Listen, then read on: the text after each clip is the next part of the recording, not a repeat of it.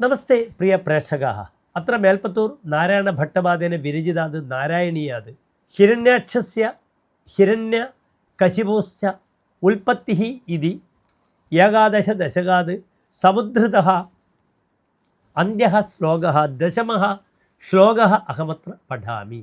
തതോ ജലേശാത് സദൃശം ഭവന്തം നിശമ്യ ബഭ്രാമ ഗവേഷയം സ്വാം ഭക്തൈകദൃശ്യ സഹ കൃപാനിധേ ത്വം നിരുന്ധി ലോകാൻ മരുദായലേശ.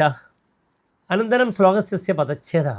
തതഃ ജലേസാത് സദൃശം ഭവന്തം നിശമ്യ ബഭ്രാമ ഗവേഷയൻ ത്വാം ഭക്ത്യൈകദൃശ്യഃ സഹ കൃപാനിധേ ത്വം നിരുന്ധി ലോകാൻ മരുദായലേശ.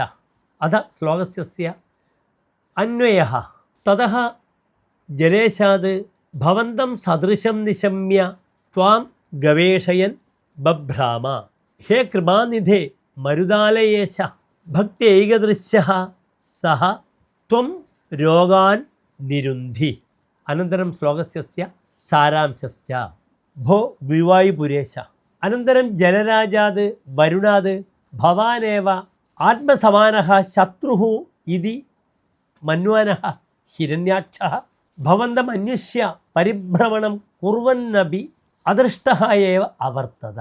ഹി ഭഗവാൻ ഭക്താനാമേവ ദർശനീയഃ ഭവതി.